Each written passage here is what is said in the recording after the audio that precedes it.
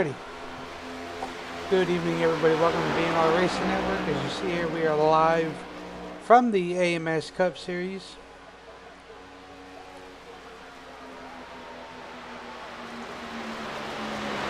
I will go over a little race information here. You see here, we're in Atlanta.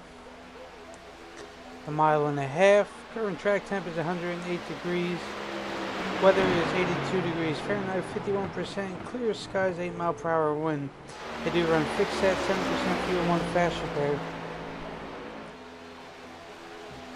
and 4 sets of tires.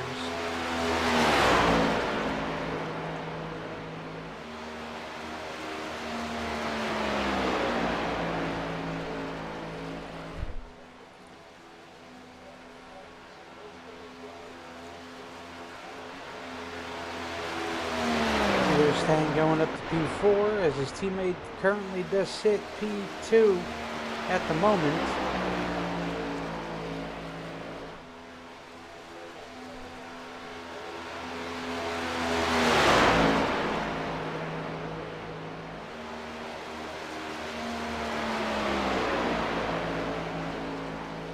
You see Boughton goes up to 3, Brian Beach goes up to P4 at the moment.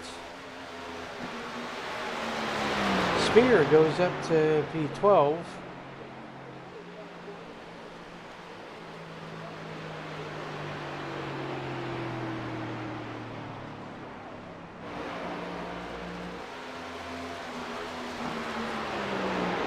Greg Elliott moves up to that P4 mark at this time. As where will Will Roberts sit?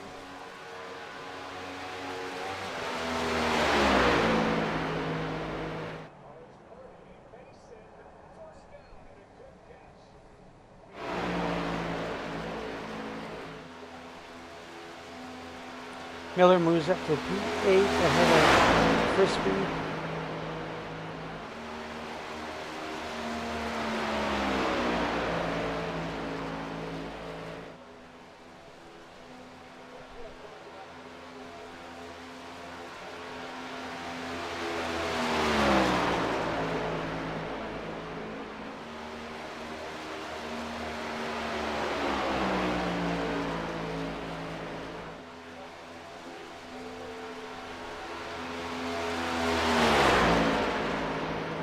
God damn it. What happened?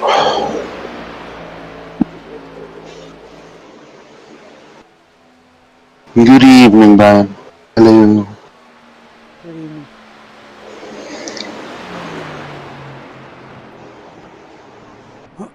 You wanna see something I got myself?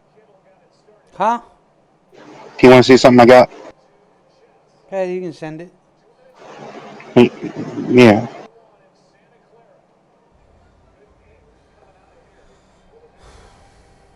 Fucking Jets. Jets. What did Rogers injure himself again? No. Oh. No. He's been doing good. Anyway, Will Roberts will start P1. P2 would be Chad Meadows. P3 would be Brandon Moore. P4 would be Adam Boughton. P5 would be Greg Elliott. P6 would be Brian Beach. P7 would be Chris Stang. P8 would be Kane Lee. P9 would be Keenan Miller. P10 will be Kenny Frisbee. P11 will be James Hudson. P12 will be OKT. P13 will be Daryl Johnson. P14 will be Dylan Blankenship. P15 will be Michael Cochran. P16 will be Aaron Spear. P17 will be Mike Robinson. P18 will be Josh Fulmer. P19 will be Mike Boré. P20 will be Shelly Kitzman. P21 will be Nathan Lyon. P22 will be Antonio Bonani. P23 will be Sean O'Brien. P24 will be Davis Greenwell. P25 will be Carson Beital. P26 will be John Mazzella. P27 will be Jason Taylor. P28 will be Chris Ostrander. P29 will be John Neckrich. P30 will be Avery McDonald. P31 will be Dustin Germain. P32 will be Kent Mueller. P33 will be Clint Collins. So, pretty much a full field here this evening at Atlanta for the AMS Cup Series. Here for Season B of 2024 at Atlanta Super Speedway. So, sure to be a feisty race for sure. A lot of different strategy to play. 40 to 50 laps, give or take. Maybe even less than that. Maybe, who knows? We will know once they have to pit for fuel, hopefully. Anyway, I say 40 to 50 laps because last night I call a similar league that runs with a similar percentage of fuel. So they ran about 52 laps, I think it was, green flag. So, yeah, I'm just going to say 40 to 50 laps is the fuel mileage here this evening. Anyway, the banking here at Atlanta, 28 degrees of banking here from the repave. It used to be 26, so 2 degrees was added of track elevation. I believe it was 2 degrees without having to look it up again for the Wikipedia. Reconfiguration happened, really upset a good majority of the drivers. A lot of drivers didn't really want another super speedway. Some did, some didn't. So, and after the track kept just basically going through all the different, really down here in the south, the Atlanta really needed a repave, but it was so good. It was turned itself into a driver's track. Pace truck looks like it's peeling off here. Going to be a banger of a race like I kind of predict here. It's a big field rolling into the initial start. Anticipation, waiting. Anything can always go awry. You have to make your own luck, your own destiny, so to speak. Lots of wheel spin on the bottom lane, it looks like. A lot of chug-a-lugging getting going here. It's taken a minute. Should I say taken a second. Here we go. Everybody kind of got the wheel slippage taken care of for the most part. Could see that a lot today. Atlanta still can be one of those treacherous mile and a halves to restart in, just because of how the restart zone or the starting area is in the dog leg portion, the quad oval portion of the track of that reconfiguration from 1997.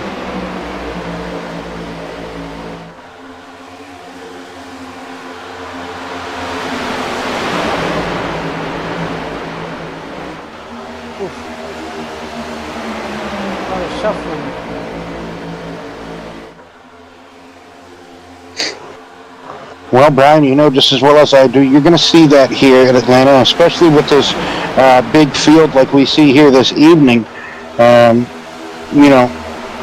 You're going to see hopefully 2 lanes of traffic, a lot of shuffling, a lot of going. You may even see somebody try to get in the middle if there's room, maybe get shuffled to the back, or maybe try, if they have a run going, try to propel themselves forward. You see some people trying to dart out of the wall. I think some people already have some front end damage. I can't tell who that is. Whoever was behind the 11 on the outside lane. Well, now he's behind Josh Farmer. Whoever's behind Josh Farmer on the outside lane has some nose damage, I do believe. 31. So that will be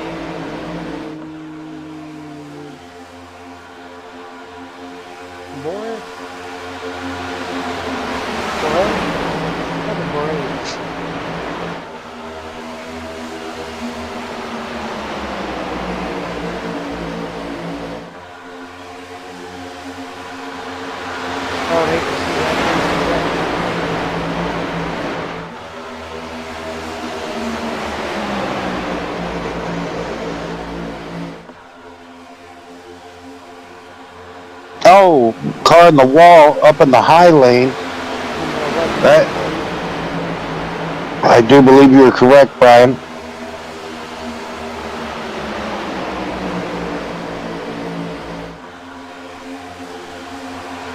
So far we see a blinker in the front. There's a 9. That's not his actual number. Oh, yes, it is. My bad. Robinson. Yes, okay. That's going to cause some issues there. Meadows.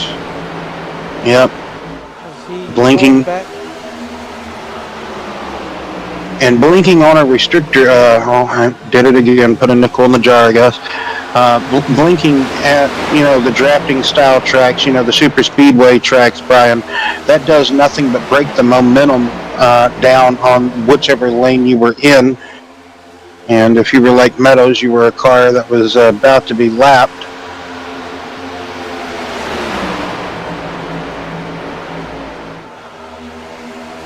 You see this 3 wide here. It can be done in Atlanta, but you got to hold a very steady, pretty wheel. And you see the shuffling going on. Some drivers, I don't think they actually want to get up in that outside lane because of what is having to be dealt with up there with the 9 car. If only they knew, maybe they wouldn't jump up there, but... You see KT caught in the middle road. He just can't get up to the outside lane. Now that he will get clear now he does move on up to the high lane there.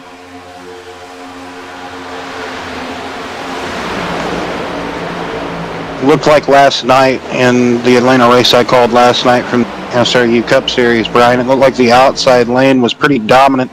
Is that normally the case here with Atlanta with these Gen 7 cars and just the new Atlanta feel? Caution is out here. It is going to be one of the big ones. It doesn't look like it's a lot of cars, but still, man, I'm not going to have to get a good replay here. I couldn't quite tell how that transpired because of the camera angles that was changing as the cars were going through. Oh, man, looks like the 31 comes down the track and collects the 4.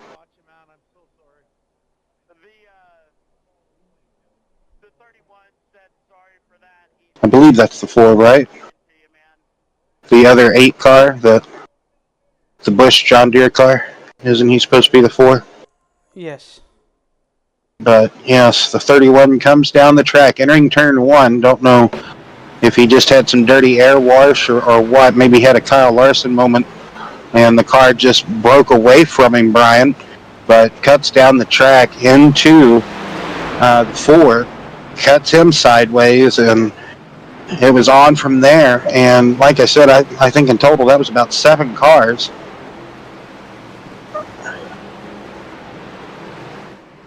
One of the big ones, at least early on here, in the early going.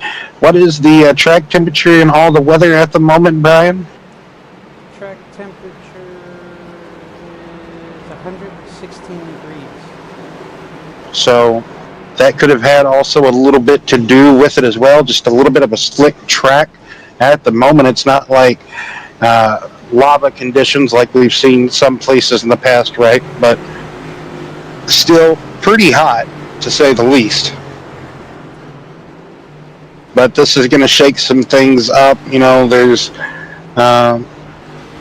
one fast repair here in the AMS Cup Series, so got to try to use it wisely. Use it when you only need to. So some of those drivers definitely going to have to use it now. Bodden currently in the lead. I don't think he pitted. Nope. So first caution of the evening coming out here at lap 10. And it was a doozy. Just going into turn 1. Like I said, not 100% sure if the 31 just got away from him there or what transpired, but maybe a little arrow. Yeah, it could be a mixture of things. Maybe a little bit too much wheel.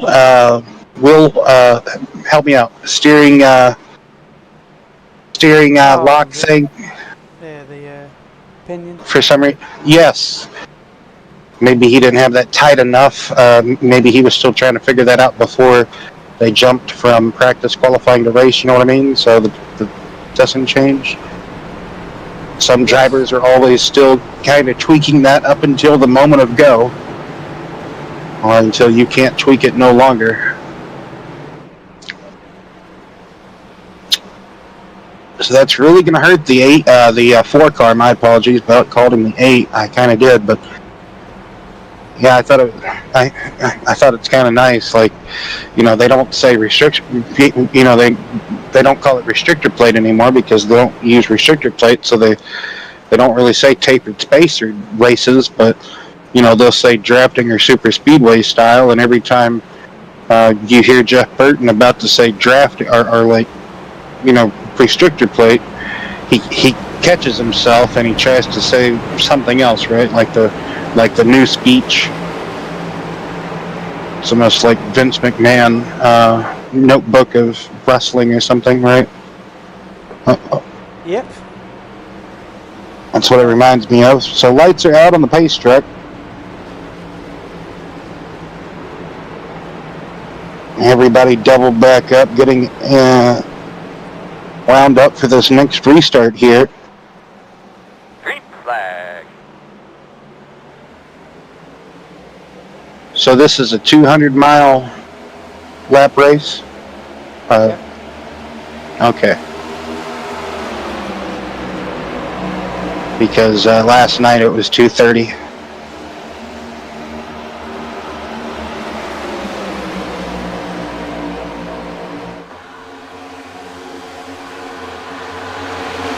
Look at them spread out and slicing and dicing down the back straightaway going into turns 3 and 4 here. At 99.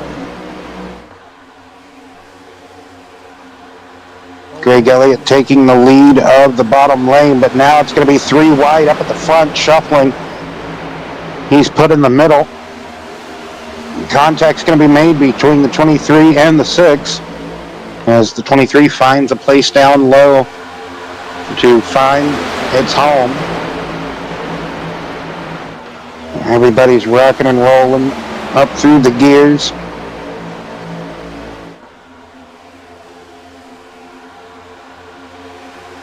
I find it very ironically just crazy what they did with Atlanta.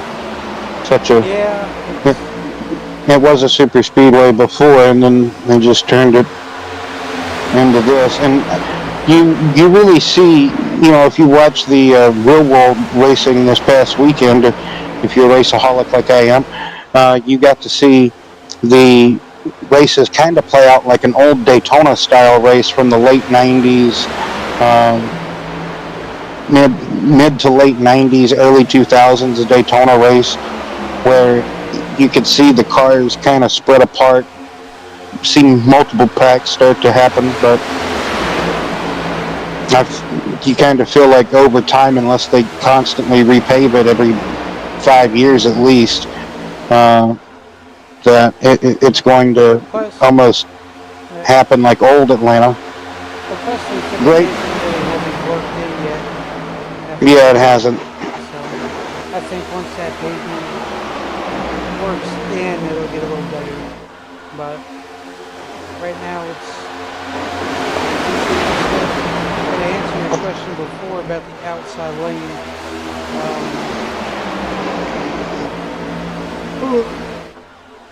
I know it also depends on how many cars and who all's in that outside lane, who can get it going, that momentum built up around the outside, but it just seemed like more times than not that outside lane was always able to get something done.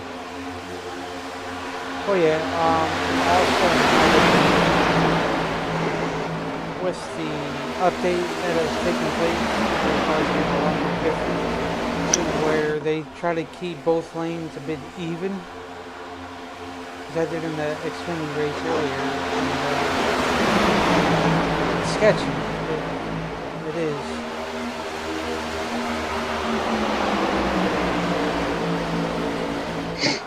You can't really stay locked with the spin person in front of you, and then now you have an issue.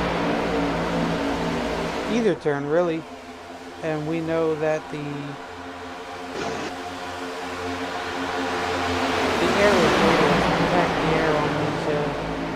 quarters here. It'll just send it right around. So you see here we got two big packs. You got the whole front.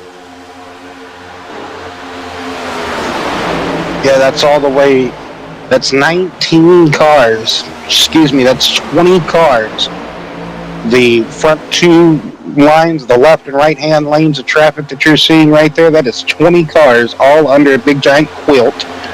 And then, about, what is that, 2 seconds back is Jonathan Mazzella leading his group a little bit further back. There you see them. They have the tow. They have caught Neckridge there, and they are linked up now. So it took them a little bit. They did get some separation. Some stuff happened. A lot of pedal fest maybe happened on that restart, Brian, similar to what you saw on the opening initial start, to where you saw all this separation, people out of position as well, like what I just talked about who do you want in the top lane, the bottom lane, where can you fit the best? As you see, changing of the lead happening up ahead.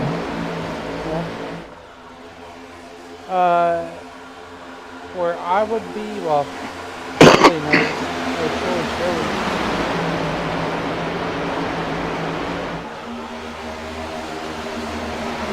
Especially at this track.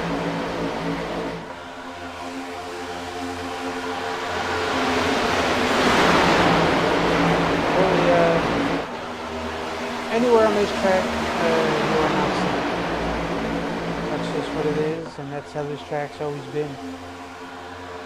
Yeah, like I said earlier, pretty much at the top of the show before we went green at the drop of the green flag, drivers pretty much having to make their own destiny, their own luck this evening here at Atlanta, especially with it being the new configuration, the super speedway configuration here, this drafting style speedway here.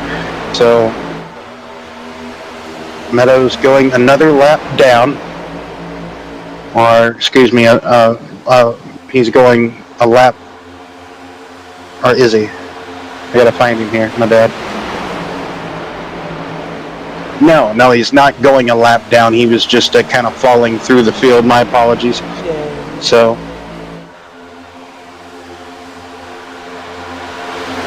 you see now so many cars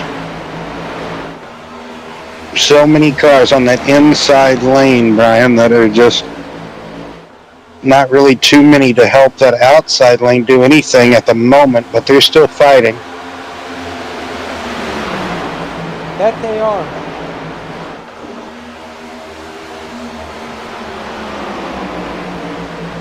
They're trying to get it, but you get guys shuffled out, being caught in the middle, which stalls the progression down a little bit.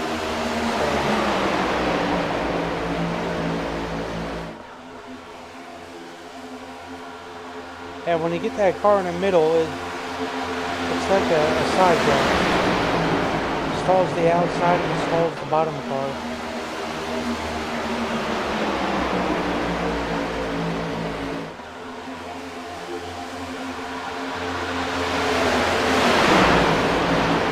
Yeah, exactly. And we saw a lot of side drafting gone wrong this past weekend, whether it be in the Xfinity race, the Cup race, or even if anybody tuned in last night to Max Speed TV of the SRU Cup Series, there was some side drafting gone wrong here and there, a little bit there in between. So that can definitely happen here in this race.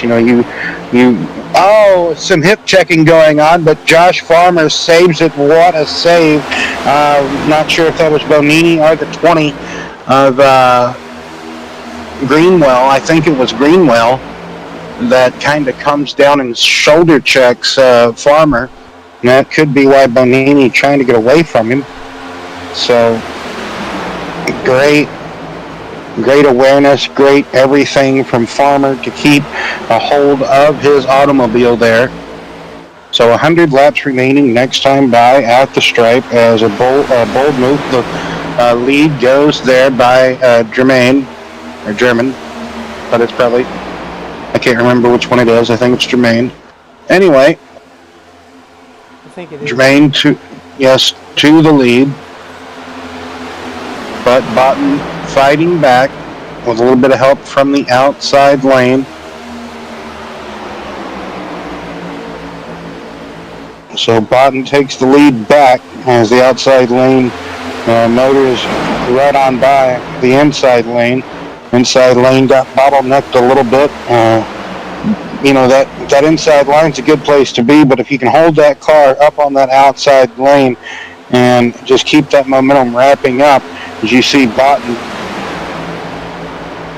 jumping down to the bottom, and now Frisbee up there challenging as well. He jumps to the bottom.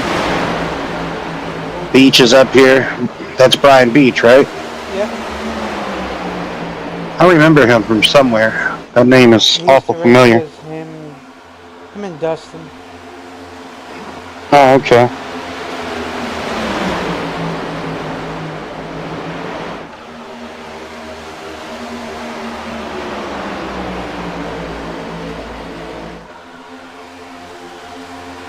You see the Beach to the... It's on the outside with Bolton there, as they got that outside rolling with Vital. I don't know if he's on the bottom or... There's another thing to remember here. There's no yellow line rule or double yellow rule here in the AMS Cup Series, but there is a gentleman rule. Always try to be nice and tidy and everything, but just of how much room you have there on the apron to navigate. We have more contact ensuing. Trouble here in turns 3 and 4. And Elliott Moore just, unfortunately, just nowhere to go. That is Greg Elliott's second involvement in a wreck. And a couple of these others as well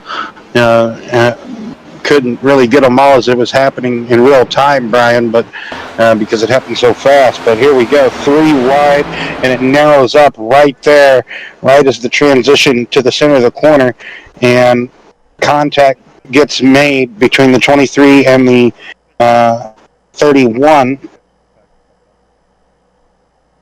And then nowhere to go for the 817, and the 8 get involved. They just, like I said, nowhere to go once there was contact made. Turns the 8 around, and oncomers just really, like I said, nowhere to go for them either. Neckridge gets a part of it, so teammate on teammate. No, my apologies, 2 different teams there with Neckridge and the 96, so my apologies. But just the second big one happening here. With 95 laps remaining, Brian. Oh, yeah. JT, Jason Taylor involved.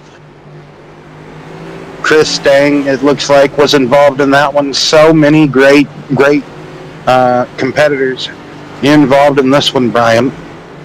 Yeah, a lot of those quick guys are involved in there, so if they have a quick fix, they can use it, but I don't think Elliott does. So... The field is thinning as far as, who's going to have that fast repair, who's not, who's going to be out there limping around, who can still get back out there and compete. We started with 33 competitors here. It surely, if we have a couple of more wrecks like that, it'll turn into a race of attrition. Lee is out of this race. He is loading it up on the hauler, tearing down the pit box. He is out of this one. The 91 car we saw, I'm pretty sure that's who I saw get in with Neckridge there. So,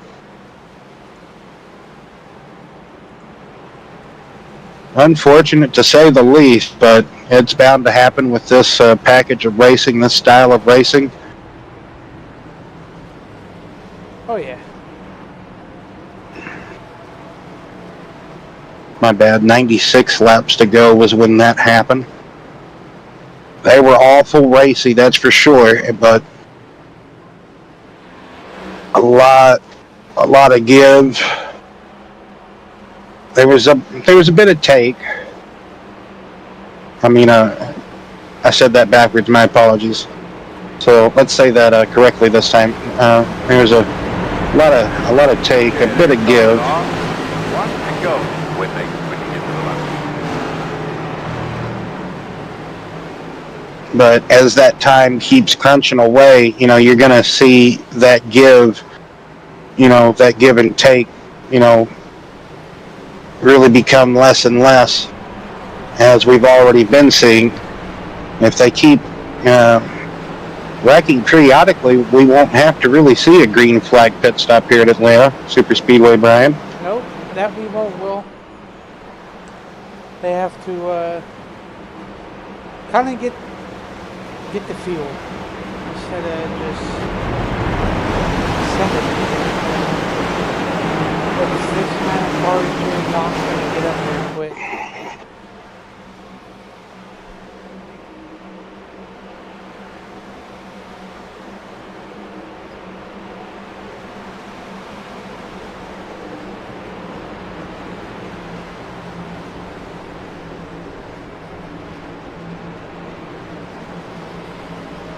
That is for sure.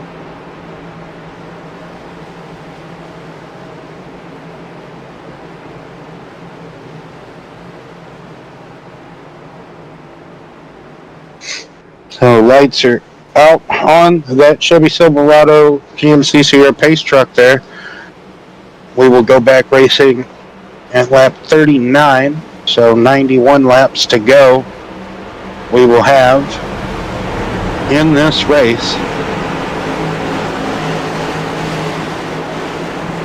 It's been a heck of a race so far. That outside lane seems to be very dominant here at Atlanta Super Speedway. If you have the right cars up there, the proper people, say that 20 times fast. Yeah, So I don't think you can, but I'm going to have to agree with you. If you can get the right people to the outside, you will have that dominant force. everybody wants to get to the outside and then lead the outside for a little bit, get about a 5-car length gap on the inside, and then jump down to the inside. Brian, you know how it used to be all the times. Well, still to this day, right? With the league racing, if you have a line on the bottom that's very dominant, you can't get around them. Well, you have to take it to the top. Green flag back out in the air. And that inside lane ever so boggy a little bit. That is allowing the outside to exactly do what I was just talking about. But anyway, just like I was talking about, though, Brian, just as well as I do, you get people that go to the outside and they don't want to stay committed and run up there entirely. They want to get that 5-6 car length lead on the bottom, and then they drop. And then they want to be surprised or act so surprised when somebody goes around the outside on them, and it's like, well, you could have avoided that, right, if you just stayed up there, is all I was trying to get at. But we have 2 lanes of action back at it again, and for the most part, I want to say just about everybody, for the most part, has used a quick fix or has had some type of damage. Not everybody, but there's a good percentage already in this race that has had to do that. So hopefully nobody's out here pulling a funky cold Bedina or anything like that. So inside lane finally getting built back up. There's a lot of cars in it at the moment. Outside lane powering on by Josh Farmer, making a bid for the lead. Yes, he does, taking his 46 machine to the lead. You want to be up in the front, Will, to avoid any chaos that happens in the back. Or if you already used your quick fix, I'm riding. Oh, there's a check up here on the bottom, way back in the bottom, and that's going to spin a couple of cars around here with that bottleneck, as we were seeing it happen live. So it all started really Brandon Moore getting a good push into turn 1, but I'm not sure if whoever's in the pumpkin like the orange and green car. I'm not sure if like he kind of helped Brandon in the corner a little bit too. I think there, or but it kind of starts a little bit in front of them, and then these guys back here, Right they there, just there's the start stack checking up. up. Yep, up there. There's a stack up here, and Will Will has to check up, get on the binders big time, and then Kevin gets on him. 21 has to get on him. Nowhere for Greg Elliott to go. He was just involved in the prior incident. So It's a bad night for Jason Mr. Taylor. Elliott, that's for sure. No, bet it's a bad night for a lot of these competitors, Brian, who was mainly just trying to get through the evening, just get through, that old song says, help me make it through the night. They're going to need something to help them make it through the night. So, third caution here, little sprinkled dosage of cautions. If it's just me, I'm coming in topping off my car, maybe, or depending on where I'm at, maybe just want to stay out. If you're bought and he stays out again. So, yeah, I'm kind of like you, Brian. I want to be maybe the second or third car in line in one of these forward-facing positions and start seeing what I can do, or just ride around, like you're saying, log some laps. You got it, But with so many cars here, like you're talking about as well, with so many starters here, that's pretty much all you can do. The track is so narrow. It's not like we're racing at Talladega to where you can make it possible 4 wide if need be and do something with that. But here, you can do 3 wide like we talked about, but you're not going to do it for too long. But even then, as we've already seen, it gets very, very hairy, very tricky. Who possibly could we talk to? Jimmy Hudson, maybe, or maybe someone, out there that we could pull up and talk to real quick. Josh Farmer, maybe. He's really been slicing and dicing it up. we can talk to Josh. All right. Oh, they're getting lined up, ready to go back green, but we still have time. Oh, yes, sir. Yes, sir. We can wait.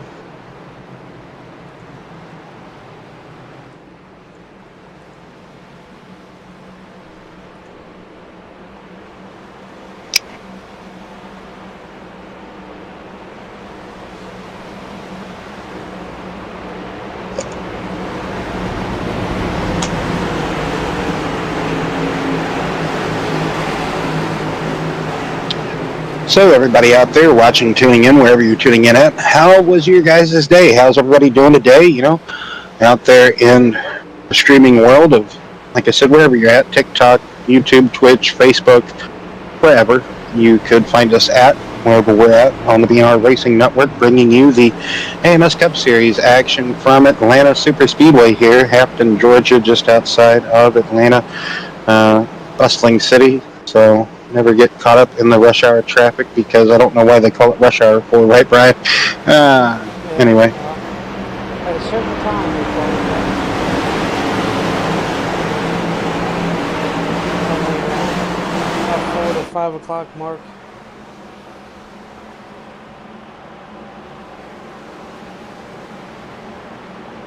Green flag.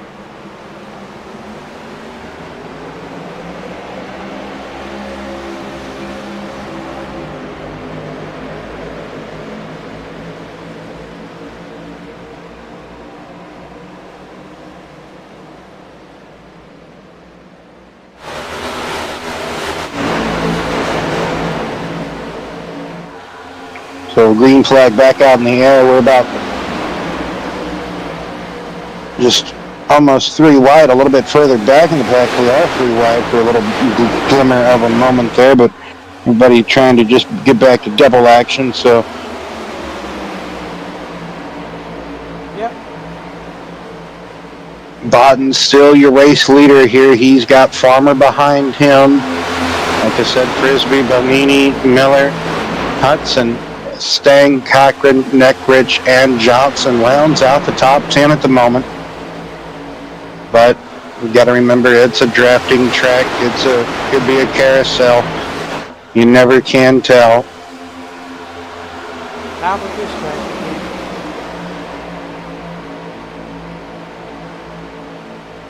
So what's that?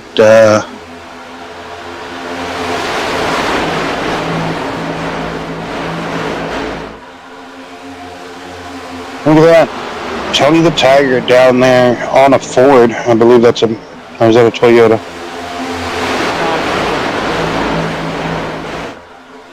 Anyway, down there on Miller. You're right, it's a Toyota. Yeah, I saw the middle bumper bar, or like that like. Anyway, you know what I'm talking about, the Toyota frame at the front end. That's like a cursed image. It's or like a cursed paint scheme on a Toyota. But everybody knows that's the old classic Terry Labonte paint scheme that he ran with in the latter stages of his career at Hendrick Motorsports. Yeah. And then Carl Edwards ran it a couple of times, but it was just on his hood, like the Kellogg's brand.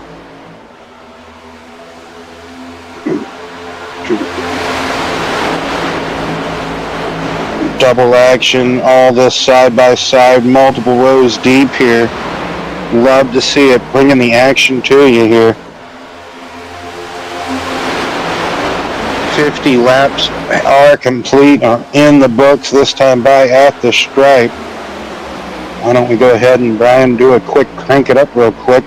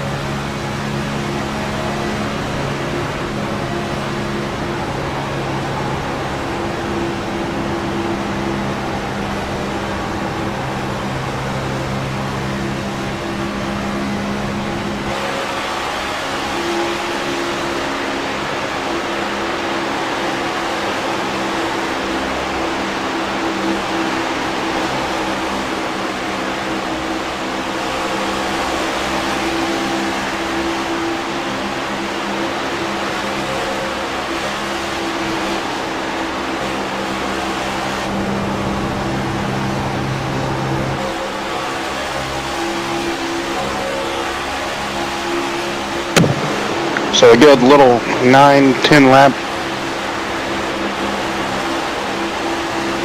And then bring it back. Get some more onboards. Riding on board here, I believe this is Chris Stang on board. Spoiler cam. We were riding on board with Antonio Benini for a moment, as you could just see the progression, the momentum build up of the outside lane, and then every now and again inching back forward was the inside line. But every now and again, you know, that inside line is going to bog down a little bit more because they're not supported by the banking a little bit further up on the track. So the tighter width of a radius you're going to have to navigate, that means that the engine will bog a little bit more. As you see, this is 3 wide contact slightly being made here. JT, Jason Taylor, and the 21.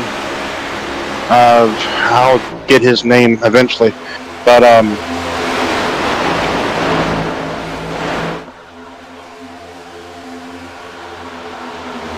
Blankenship, I should know that. That should be easy for me, but it's not. But oh, trouble here!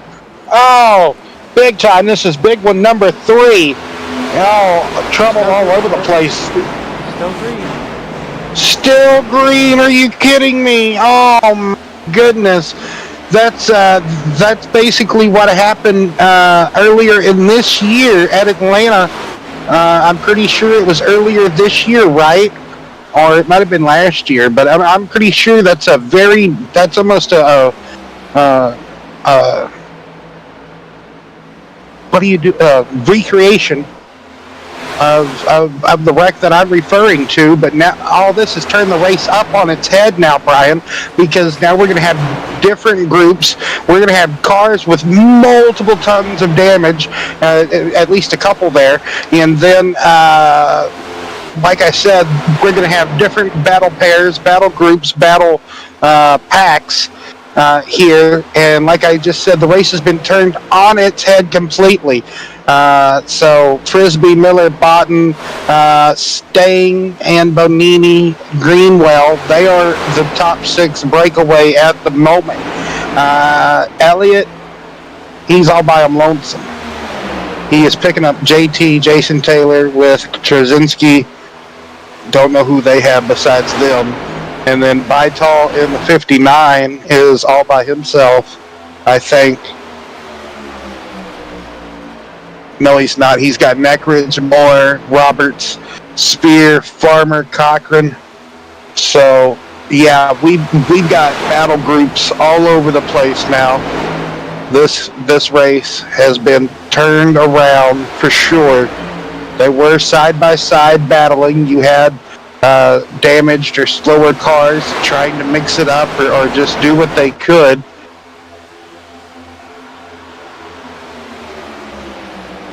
Mio Mayo. That is a little rough. That, man, to say the least, Brian, and Greg Elliott with a handful of damage. You can see that car is ailing something fierce. He is barely able to hang on to that car, but how is any of these drivers, after some more damage taking toll on their cars in that little incident, I say little, but in that last big one, that one, so many cars, I guess, went off down, like they veered hard left, like exit, stage left, like that one cartoon character would say, right, Brian? There were so many cars that would do that number that I guess iRacing was just like, what crash? I didn't see anything. There was a crash? No, get out of here. Cars hit the wall there? No, not at all. What are you saying? Oh, it's happening again. Oh, it is. It's on. It's on like Donkey Kong. There's so much hip checking, shoulder checking going on. Nobody knows who's it from. They're just about to get mad from everybody. I can just hear it now. You can just tell, right, Brian? You can just know when, I'm going to get mad at that guy, but it wasn't that guy's fault. He's going to have to go back, look at the tape. I know for sure if he's one of the guys that can multitask and have a stream going while racing, hear something going on in the background, and do his amateur sim racing at the same time. You know, somebody I'm surprised that is not here this evening is Furtek. Furtek's not here. Like, wait a minute, there's a name missing. Yeah, Deutscher's not here because he had to work. Furtek's not here, probably another obligation or something along those lines too, maybe. And Bridgman, he had another league to be a part of, so that's unfortunate, right? But hey, some of these guys, they try to get in as much racing as possible, and sometimes it just conflicts with one another, and oh my goodness, it like It happens. too many more people. Hey, they're lucky that some of these guys didn't show up tonight, because some people wouldn't have actually have made it, right? Like if they would have had a full, imagine if everybody would have showed up tonight that would have, that we know that could have raced here. They could have had a full field. My oh my. Yep. I'm surprised at this rate. I'm surprised they didn't. I'm shocked. This is one of the biggest fields that we've ever commentated. I know, at least. Oh, and you got a good group of drivers that can maintain it. Everybody wants to be in. Yes, sir, indeed. We should have had a fifth caution right there, but that just goes to show Brian's point about just having a good group of drivers, whether you have a bunch of newcomers to your league or what have you. Like if something happens, hey, we're still green. We're still going. We are still on the loud pedal. Nobody has to back off. Yeah, we just lost a couple of guys, but sometimes that's even still part of motorsport. Like, hey, like it's part of it.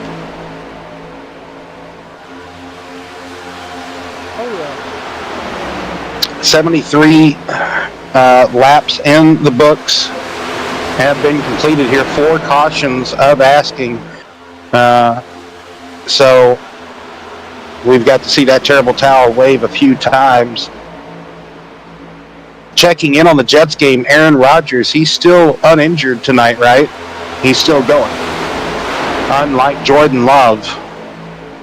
Yeah. Well, ironic, isn't it? Good for him, so that Achilles isn't bothering him. So, man, now look, oh man, you see some of these guys just, they keep turning that wheel, they keep pointing it, I think, coming out of turn number 4. I mean, you want to kind of do that. You got to remember, though, it's straight, then turn again. So, you can have too much wheel into it. A very similar thing that can happen to you coming out of turn 4 at Texas can happen to you here. So 75 laps now complete. Frisbee, Botten, Bonini, Greenwell, Stang, Miller, Vital, Spear, Farmer, Roberts is the top 10. Like I said, it's really became a big mumbo jumbo here. We have a 6-car breakaway at the front. That's Miller up to Frisbee. And now we have a big line of cars from 7th all the way down to 21st is in a big line, a big conga line. So just imagine the dum dum dum dum dum dum dum dum dum dum dum dum. They are trying their bestest to conga line up to the top 6. They're chipping away at it. I'm not gonna lie, but there's a reason why I'm calling it a conga line. I think everybody out there would understand why. So. A lot of these cars are very damaged. Excuse me. And trying to turn down for these corners like some of these better undamaged cars can, but say maybe they just can't cut down there for some reason, whatever reason that can be. But then you have others that have the worst damage ever, but hey, they're turning. They don't want to be. So it's a mixture. It's a mixture of cars that are tight, loose, a bunch of, like I said, damage. Some don't have damage. So look at that 88, for instance, the Brandon Moore machine, a couple of others. He's just in here with it all. He's in the mix. I say he doesn't have damage. He could. He's been hanging out, trying not to get involved in too much. All the compared to the happen in front of him, though. Yeah, compared to the JT machine or other, like I said, like the Nine of Meadows and others, I mean, they have damage. Looks like they've been racing at Bristol or Martinsville or something, Brian, but we are closing in on, what is that, 50, do the math, Billy, go to Aaron's. 40 laps to go, right? Yep. So, ironically, you know, Atlanta's Busch race used to be named the Aaron's 320. Ironically, the same title sponsor that the Cup races or the races would sometimes be for Talladega as well. So it's like conflicting. Not really conflicting, but it's like the same sponsor, the same mileage at the. It would get really annoying as a child trying to keep up with. Oh, they're racing where? Yeah. Anyway, useless tidbit information. Well, not really nothing's going on, but a lot of differentness. Like I said, just back and forth. Let's tune in up at the front of the field and see what could be going there. It looks like a whole lot of nothing anywhere, but. Doesn't, you know, let's do some through the field. Brought to you by B&R Racing Network here. So, Frisbee up here now at the point. He's been up here for a little bit, ever since the kerfuffle that happened. Lawton, he's been one of the most dominant cars up here, having the better strategy, trying to keep it up front and stay up front. Bonini, once he's been up here, he finally got up here, he hasn't left. Greenwell, he's a newcomer, but he can hopefully get it all sorted out. He may not be. He's got a double-digit number, so. Hey, there we go. Dang, Tristang. You know how well he can run. Green flag pit stops are coming underway. Well, here we go as they come into the pit road. And ultimately, Brian, this should be the money stop, so to speak. This should be the only pit stop left of the evening. And you saw some drivers, did they get down in time to that pit speed, which, good question. What is pit road speed? 55? 45? It's probably 45. 45. 45? Yeah, thank you. Why are you going for 2? Well, what's the score? Do they need the 2? Yeah. Okay, then that's why they're going for 2. And they didn't get it. Well,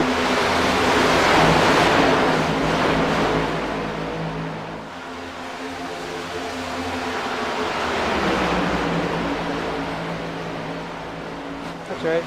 It's 13.6. so you saw the front 6 pit just a lap ago. A lap or 2 ago. The next question will be when will the rest of the field come in and pit here? Because like I said, this should be, given the fuel mileage that we kind of know, everybody should be able to make it pending. This is the second pack. Wonderful. How the crap cahoots is Elliott still out of that car? I know, that's what I'm talking about. Some of these guys, I tell you, it looks like they've been racing at Bowman Gray or something. You know, I tell you, it's a heck of a thing. You know, they put all these short tracks on the schedule, like North Wilkesboro or Bowman Gray or Martinsville or Bristol, have all these great short tracks on the schedule, but yet you can't race like you're at a short track at these short tracks. Like what? Why even put them on the schedule if you can't? If you basically got to turn into like V8 supercar officiating or like turn into like the WEC or Formula One or something like that doesn't make any sense to me. But anywho,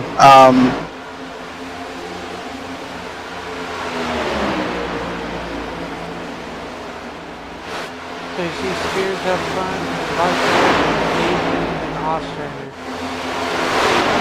And then you got all these guys fixing to come back around, all them. Just like that. You see Spear and Vital now making their pit stop as Avery is probably the lone wolf in the front. Greenwell is being pushed by Boughton and Miller, Frisbee. Everybody else is behind them.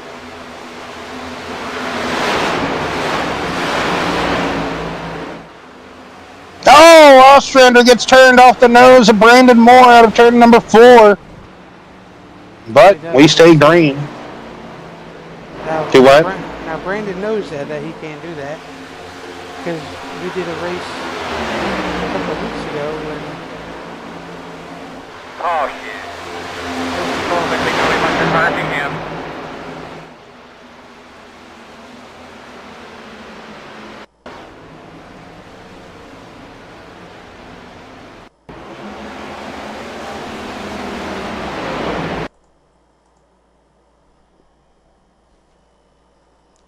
Might have slowed it down too soon. Yeah, that's okay. I'm used to it. Wow. Ah! Well, let's see what oh, I see what happens.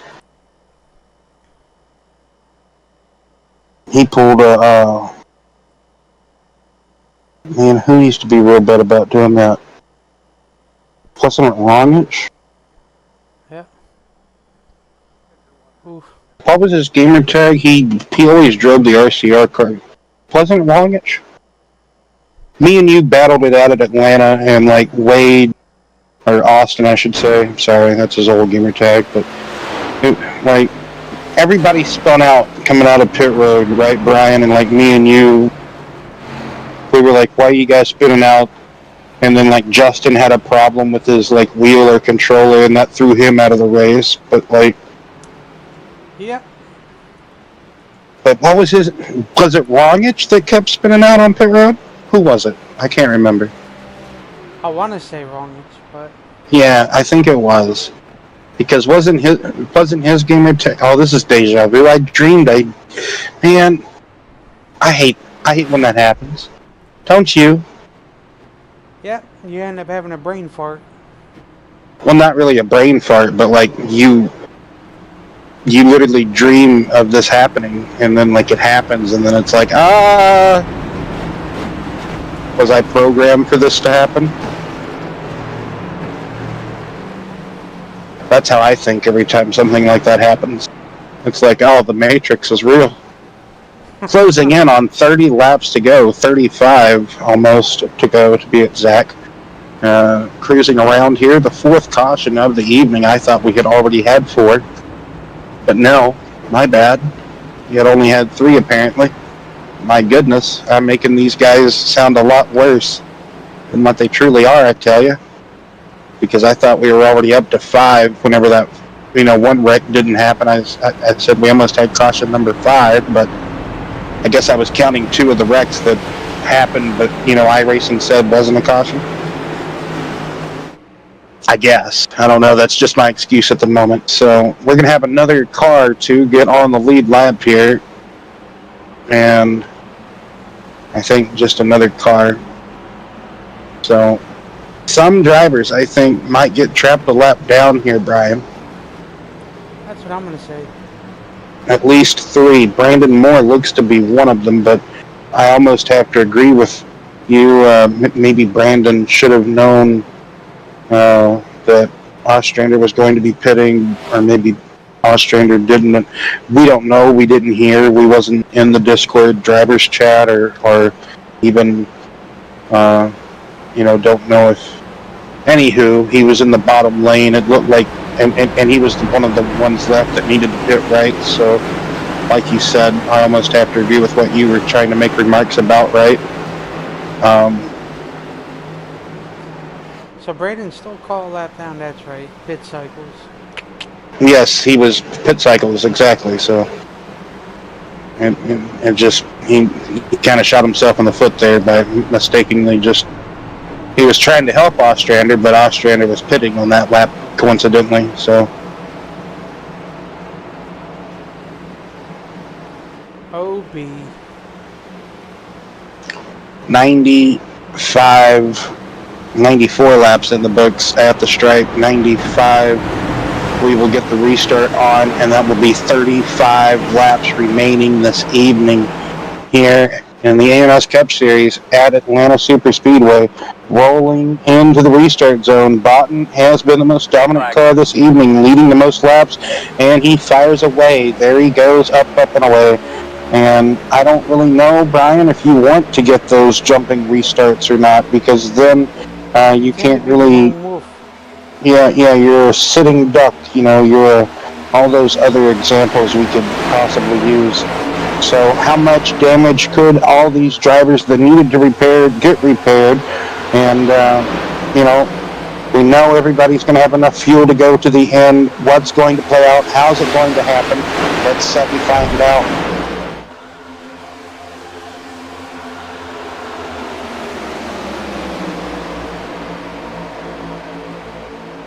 See there that they keep leaving that buffer on the bottom lane there.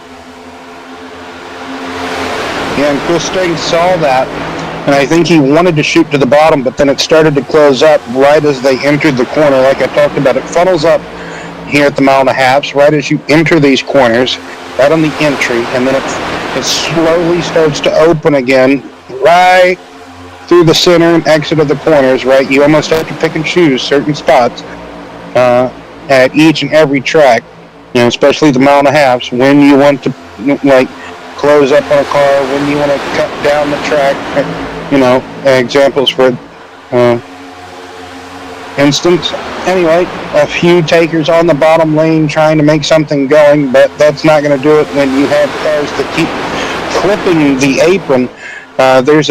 You could clip the paint, but once you dip your toes below the paint, it's not good. It's going to make the car undrivable, uncomfortable. You could wrap the paint all day long, but once you drive below the paint, like I said, you're hanging on. Yeah, and sometimes that paint down there can be a little slick, so it can be. You don't want to try to straddle it too much. Nope.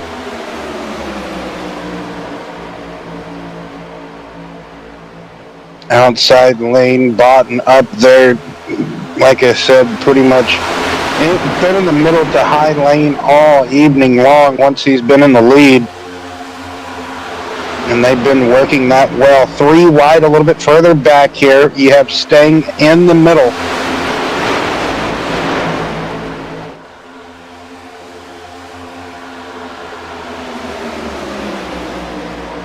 Meadows starting to blink there.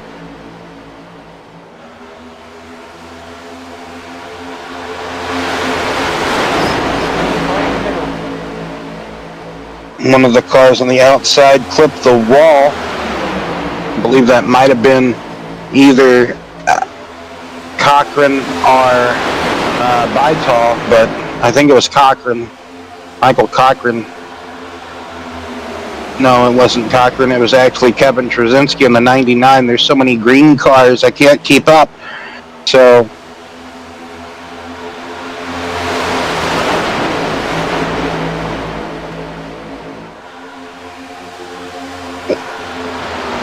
You almost think that something is about to happen here in the next couple of laps. It almost looks like a storm's a brewing, just like what's happening in the tropics. But Gulf of Mexico, so that bottom lane has stalled out now, Brian. Mainly because, Josh Farmer taking it upstairs, taking his talents upstairs, but trying to cut under. Now he gets into the bottom lane, finally finding a hole down there. More crisscross going on further back. And not of the wrapper.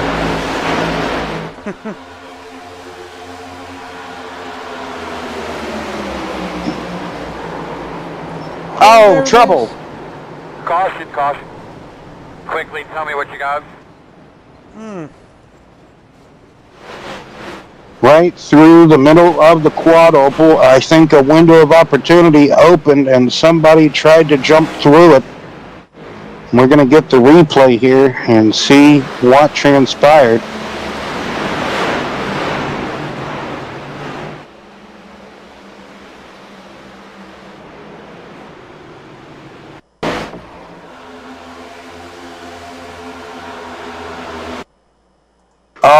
Just a push.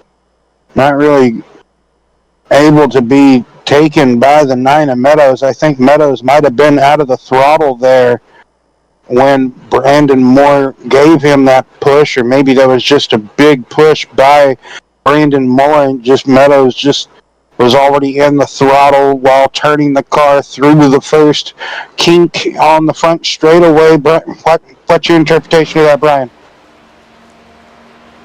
Of the, so, yeah, that's what it looks like, just off an even bump, but couldn't handle it, especially going for that, I want to say that tri-oval there. Yes, going through the quad oval.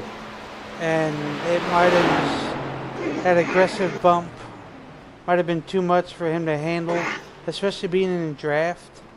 Can be brutal, especially up there with not too much room.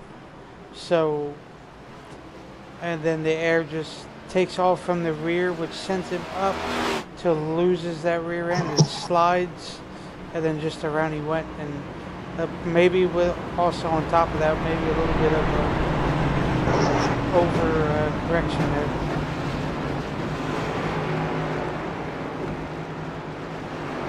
Yeah, because just as well as I do, you get hit from the rear end so aggressively that your steering wheel may just slightly move, or it's going to have that response of getting hit, right? So he could have had that response of getting hit, and it just didn't like it the right way, like you said, and just happening at the wrong place, wrong time for that contact. I mean, nothing really Brandon Moore could have done differently. Maybe he could have eased out or dragged his brake getting up on the approach. Couldn't have slammed him as hard as he did. But hey, it's closing down at the final laps. You're trying to get all you can get here. And we're getting near 25 to go, and it's basically just been side by side, and that bottom lane was starting to lose ground as well, Brian. So, yeah, lots of different things to fall into play, but there's now some cars up here in the mix that you would have thought would have been on a rollback a long time ago in this race, but now, the 44, he's got a new front clip. He's no longer missing that fender that he was, so a lot of others up here basically looks like brand new cars, but it's not really. They were involved in other prior incidents that have occurred throughout the race, but Frisbee, Bonini, Roberts, Taylor, McDonald, that's the top 5. Stang, Neckridge, Ostrander, Elliott, and Boughton, that is the top 10. As we come to the restart with 24 laps remaining, and working the end of our 5th caution here at Atlanta Superspeedway, Brian. Not bad, really, to 5 cautions. Could have been a lot worse.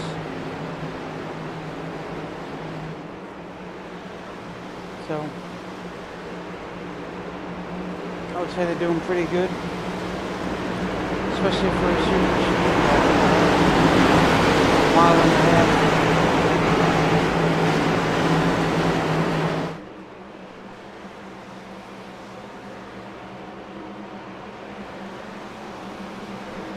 Green flag. Boy, that bottom lane just doesn't go.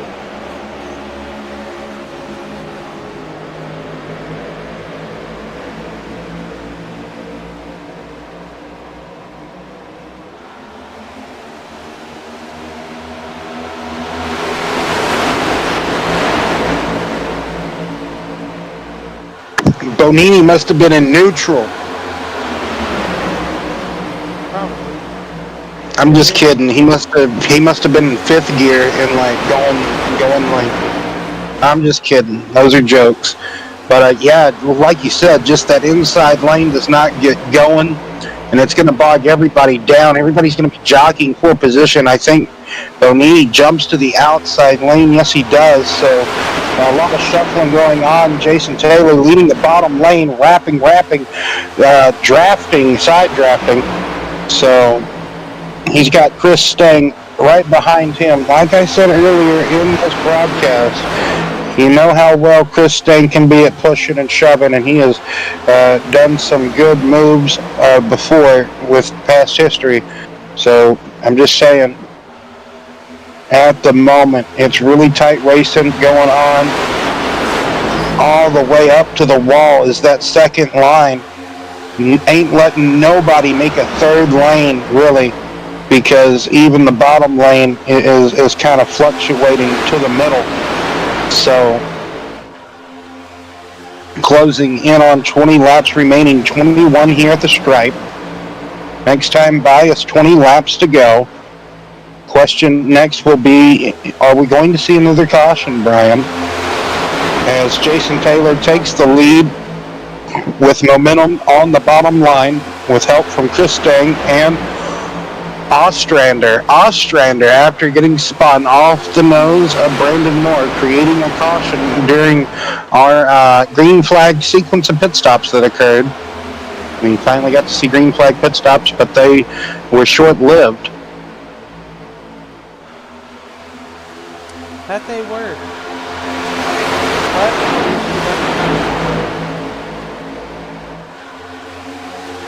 Yeah, if you would have told me 33 cars started this race and we got to see at least almost a complete wave of green flag cycled pit stops, I would have said, shut your mouth, you're lying. Because you remember, what was it, the first or second year they went here? Yeah, it was the first year. We saw no pit stops at all under green flag.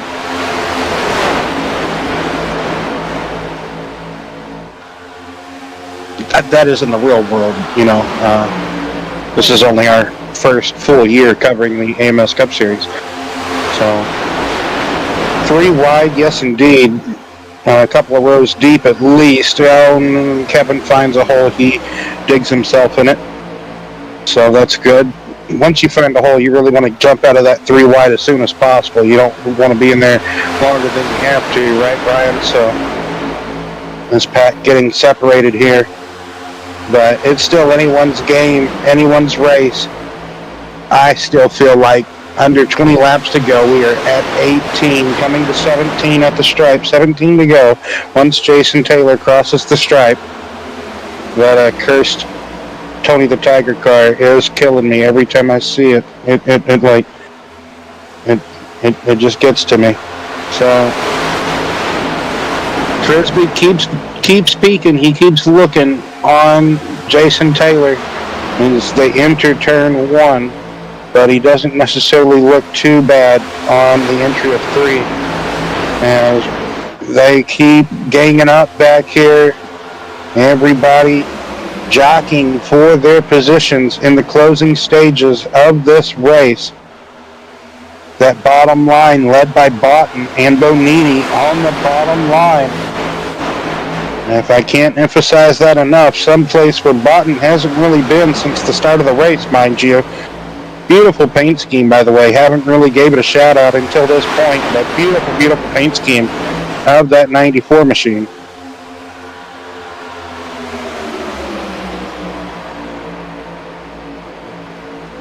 Great racing here. AMS Cup Series. Side by side action here. This front pack. Yep, 15 laps to go. 15 car pack here, Brian. And then you have 2 seconds to the next battle group in tow. But this is the battle group for the win, for the lead. JT. Oh, look at Frisbee. He now will control and lead that bottom lane on the bottom. I really hope I'm saying his name right. Anyway, Frisbee going to the point, being led now on the bottom lane. But there's some chug-a-lug going on in the bottom. Ostrander had to check out behind Chris Stang. He just had too good of a tow. Down on the bottom, it's going to get a bit more congested, bottled up, and the outside's going to have that momentum on the outside. I would love to do this for MLN. You think they'll hire me one day, Brian? So, going, a little bit of wall scrapage there, a little bit further back. At first, I really thought it was a Mustang, but then I got a... Are you sure that's a Toyota? Yeah, okay, yeah, it is a Yoda. It says Camry. Yeah. I really like it, man. I was a big fan of the Tony the Tiger, like the Terry Labonte paint schemes. Oh, someone did break. Oh, contact's made. Another wreck here. Everybody scattering. Oh, and then the Tony the Tiger car gets caught up in it. That is Miller there, and Meadows just piles into him there. That car is going to be crabbing at least, it looks like there. It's definitely off skew. So going down the back straightaway here, there's contact that gets made, and it doesn't stop till it gets enough. Who was the Tony the Tiger? Miller, right? Yes. Oh. Yeah, gonna have to get a replay of that again and just see, because that happens about a row or two in front of Miller. So I think that happens. Roberts, something happens with Roberts. Will on the bottom lane, Frisbee giving him a good push. Oh no, it's a push gone wrong. It's on the left side, so he's off-centered from where he needs to be. He needs to either be on the right side or dead center on that Toyota emblem. Instead, he was just a little bit to the left, Brian, and that is the net result of pushing somebody when you're not lined up where you're supposed to be. We saw that a couple of times last night in the SRU Cup Series race from Atlanta Superspeedway, and we definitely have seen it here tonight in the AMS Cup Series race. Under 10 laps to go once this caution gets through being worked, and the car that gets the lap back will be the 26 of Beer. No, what's his name? Anyway, I'll figure it out in a second. Give me a... There's no 26, is there? Yeah, there is. Mueller, there we go. So...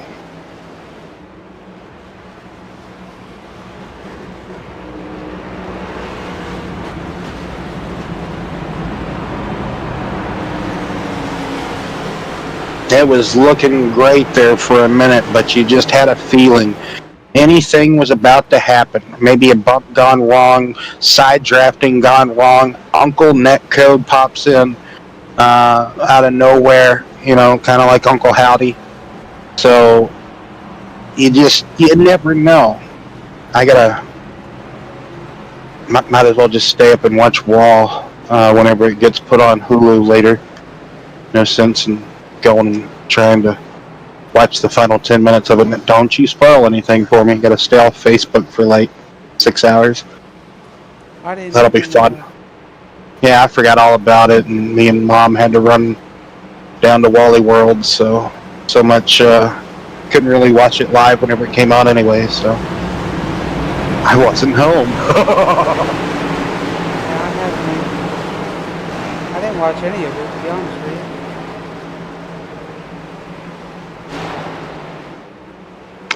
Anyway, that's why it's, go back watch it later. Yep. Taylor will be the control car. McDonald, Avery McDonald, Boughton, he's got teammates, he's got help. Will Roberts up here in the 78, Bonini in the that is not a 95, that is a 35, Willie.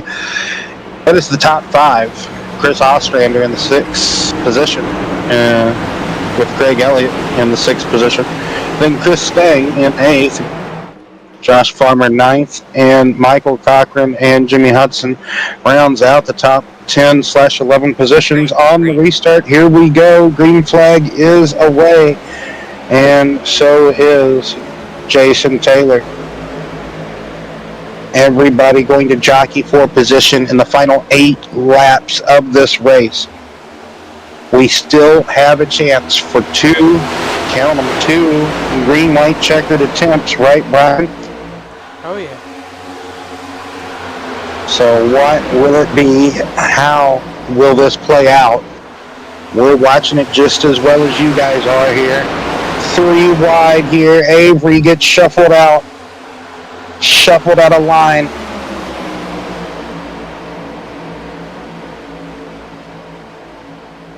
Jason Taylor controlling. Oh, Avery in the wall ever so slightly. Frisbee getting pushed by Neckrich. Nobody can go anywhere. Jason Taylor trying to control both lanes of traffic. Gotta watch out, though. That can be dastardly dirty after a while. So, up the track, Avery still having problems. Let's get back to the front, please, Brian. So, it's probably just iRacing being like, oh, someone's in the wall. So, Josh Farmer behind Greg Elliott. He's got Michael Cochran behind him. Chris Stang also in the bottom lane. On the top, you have Taylor, Boughton, Bonini, Roberts, and Bytall. And Ostrander.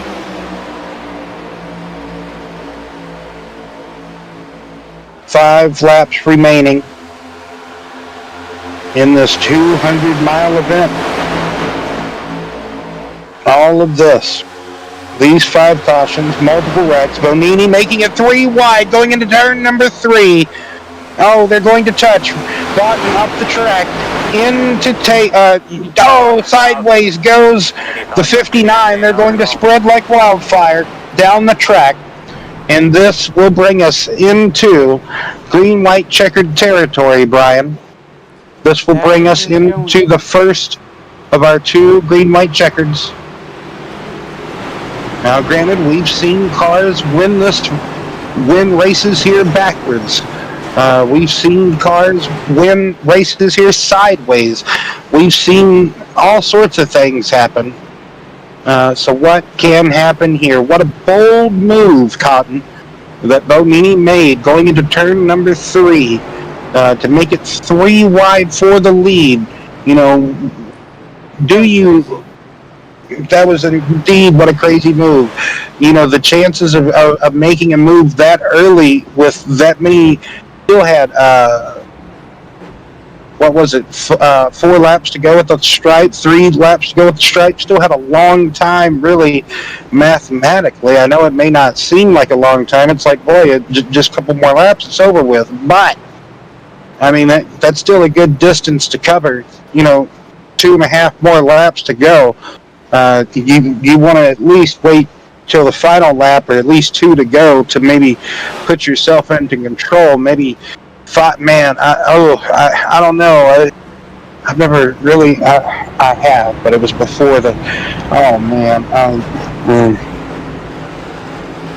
Anyway, my experience does not really come with this car, but I have experience racing at Pack Racing in Atlanta, and racing a lot of super speedway races in general that I have raced in my amateur career. But man, when do you make the move? It's such a hard thing to decide, such a hard game to play with your mind per se, because you are always counting down the laps, always, and you have made different moves, different altercations throughout the race, and tried to set yourself in position to be able to make this move to potentially win this race.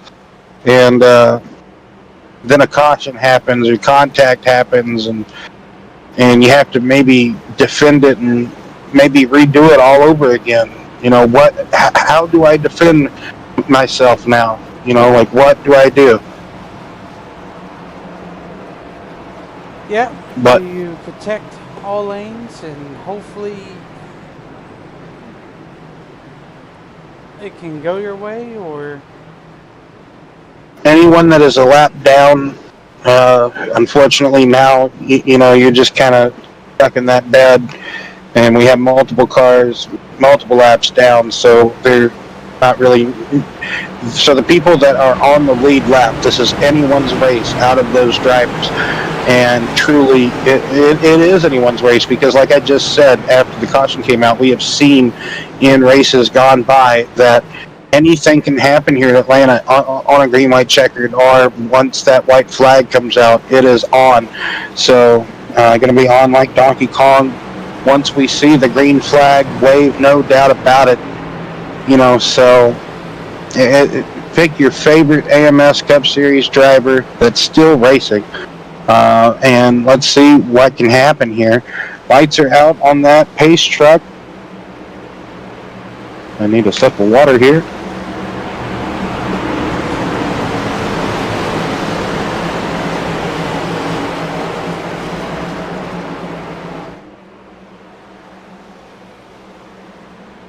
Rolling into the restart. You have Greg Elliott on the bottom. Bonini gets a shove from Michael Cochran, and away they go. Oh my gosh!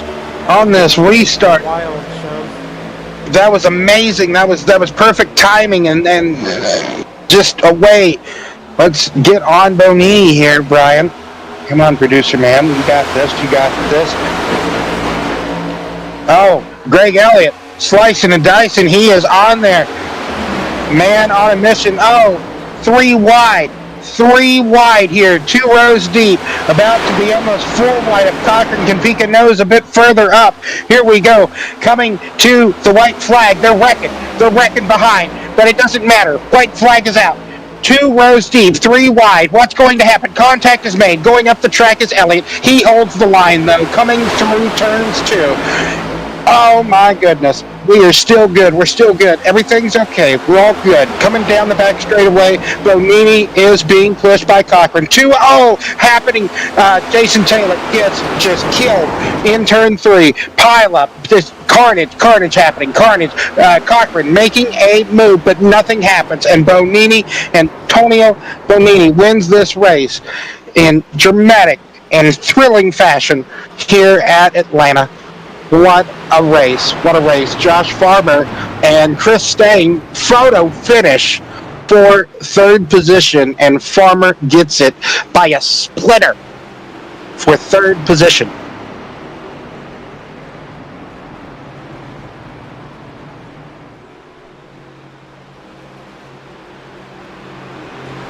That was wild.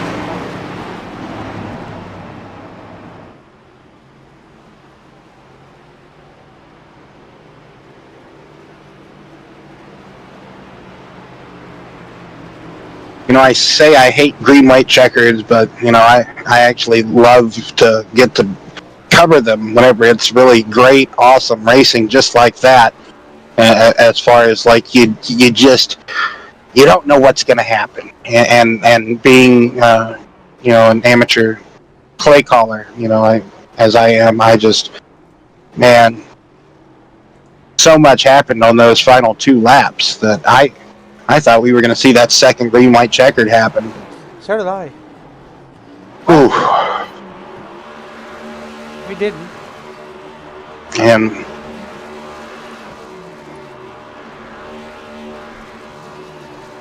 podium finishers and all the guys that got to finish this race, burning it down.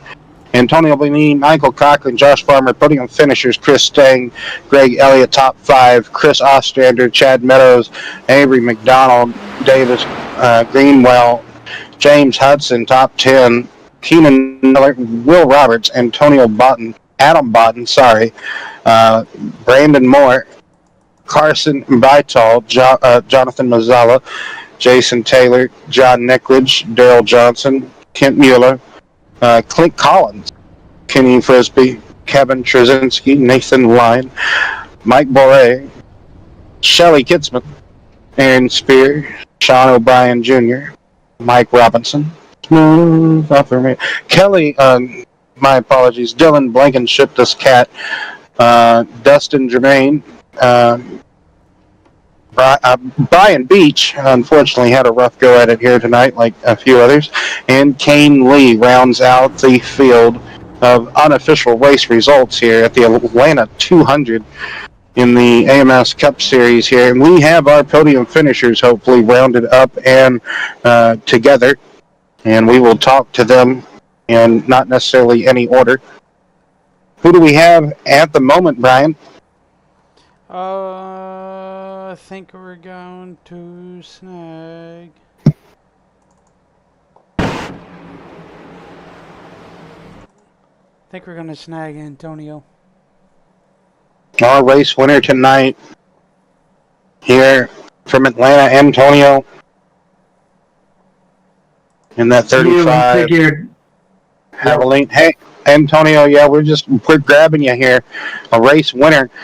Just once you got up here at the top 5, really, you never left. You were like, I'm here now. I'm not leaving. It was a struggle to get here. And you're like, not leaving. So, just man, what an exciting finish. It almost sucks to have a green white checkered finish, but the way it played out, man, it was a thriller. It was a barn burner, man. You lit the barn on fire, and it's about to collapse. Tell us about it. Well, it was a great restart. Mike got into me just perfect to push me out. I was actually afraid he pushed me out too far on it. Oh, yeah. And that the train was just coming, Mm-hmm. But, we played it cool in the fuel. We came in, I think it was lap 85, and that left us with 45 laps, which was a little longer than you're supposed to go. But we bet on a couple cautions and, purposefully stayed second, third, fourth so we could save a little fuel, hoping that track position for the last few laps would be more important than tires for the last few laps. As the run went on, middle, high was really the only spot you could go. So even with a little better tires, I figured as long as we held that high side, we were kind of in a good spot. But, great job for the team. Mike followed me, stayed true to his word, and helped push me to the win. So this is a team win as it gets. And getting right now, Antonio. You're breaking up. Breaking up, Brian. A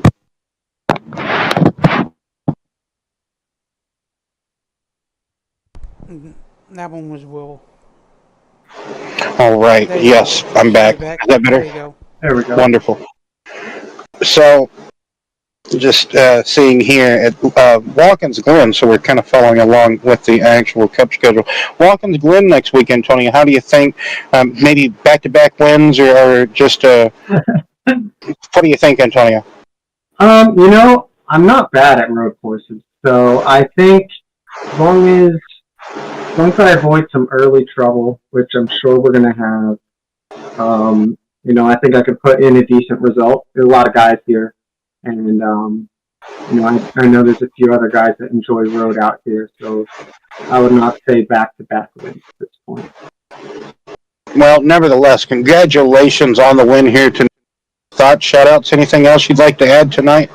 I just want to say that the team did a great job. They kept it together. I lost my fastest pair lap 10, 11, something like that. Yeah. It was tough. We were riding the line the whole way, and up front was safe today. But thank you guys for doing the broadcast. I really appreciate it. Yes, sir, Antonio, and hopefully catch you Yep, Yeah. I'll see you in next the week. like, Yes, sir. You have yourself a good one. Thanks, you too. Bye. race winner, everybody. Antonio Bonini or Bononi. It got to get that correctly. One of these days, every time I do get it correct, I forget it. What a shame. Hey, guys. how is it going, Mr. Michael? You were Excellent. very committed to pushing Antonio there at the end of this race. Yes, I was. Very loyal dinosaur there, and just tell us, man. This is about an etch-a-sketch night for a lot of you out there. Just tell us about it, Michael. Yeah, with all the wrecks, it was all about surviving. And after I got involved and I had to use my fast repair, I tried to save my car as long as I could. And finally, it came down to it where I knew it was just go time. Luckily, I had my teammates up there in the front with us, so I stuck with my teammate and just pushed him to the win. And just tell us about that final restart, that green white checkered first attempt restart, pushing Antonio out there. Like, you gave him one heck of a push, right, to get up and go. Oh, yeah. I told him, as soon as we get going, we're going. As soon as he wants to go. And I told him I was going to hit him hard. Oh, and you hit him. You whopped him. And if you pushed him out, like, say, too far, they were going to close up. Like, were you going to, like, do some defensive driving before he could, or, like block, like pre-blocking for him? I was going to try to cover both the third and the second lane. And I'd rather us keep the high side because that's where we can develop the most momentum and stay ahead of everyone. Overall tonight, what did you... What was the question? You broke up. Oh, barnacles. Is that better? Now I hear you. Okay. Overall, what was the racing here, in your opinion, tonight at the Super Speedway? It was good. It was really good racing when it was clean. I really enjoy super speed racing. I always have.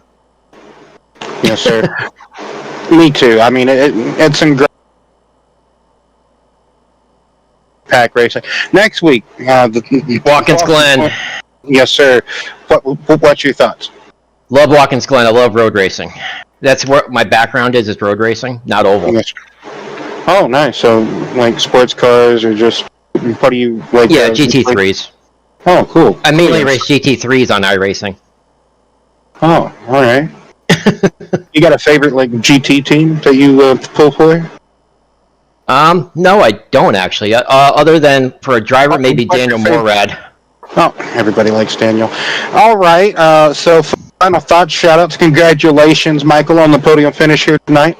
Thank you. Shout out to our team for taking all 3 podiums. And, of course, shout out to the guys that run the league, as always. And shout out to you guys for broadcasting us every week. Yes, sir. Glad to be here. You guys put on a heck. Yeah. Go in next week. Thanks, guys. See you next week. Yes, Brian, you don't get to talk. Hey, that's all right. I'm just kidding. Next up, Ted Nugent.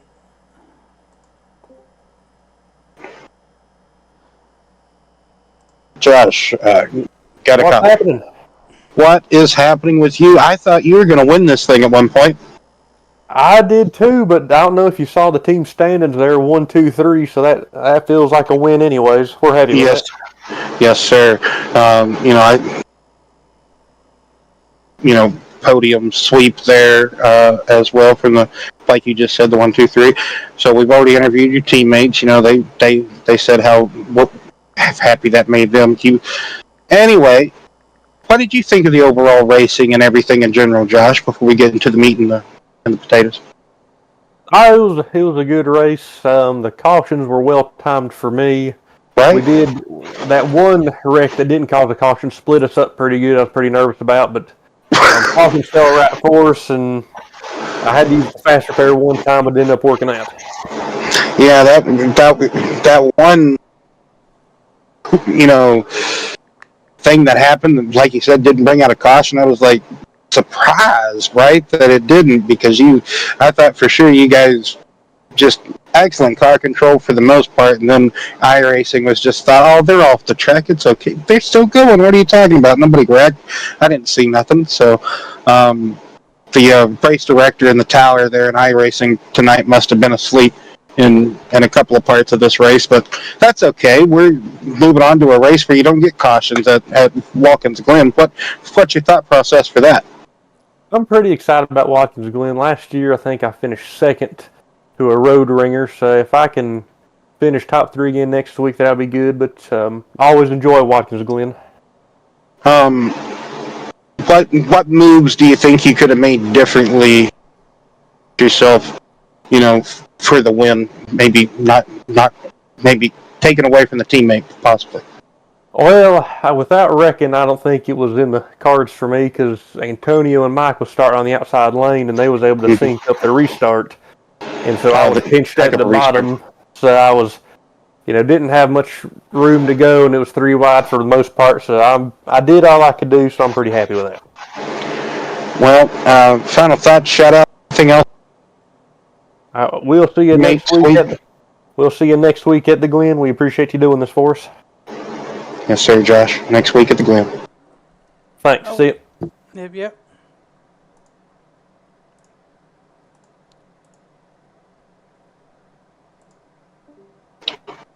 Well, Brian, like Josh said, we'll see you guys next week at the Glen. So that'll do it, at least for us here from the AMS Cup Series side of things from Atlanta.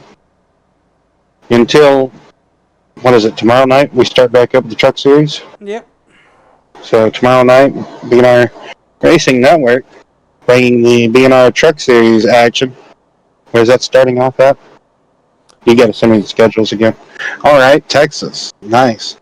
So Texas, that's sure to be a banger of a race. So tune in there. Same time as always, 7:30 Eastern or Central.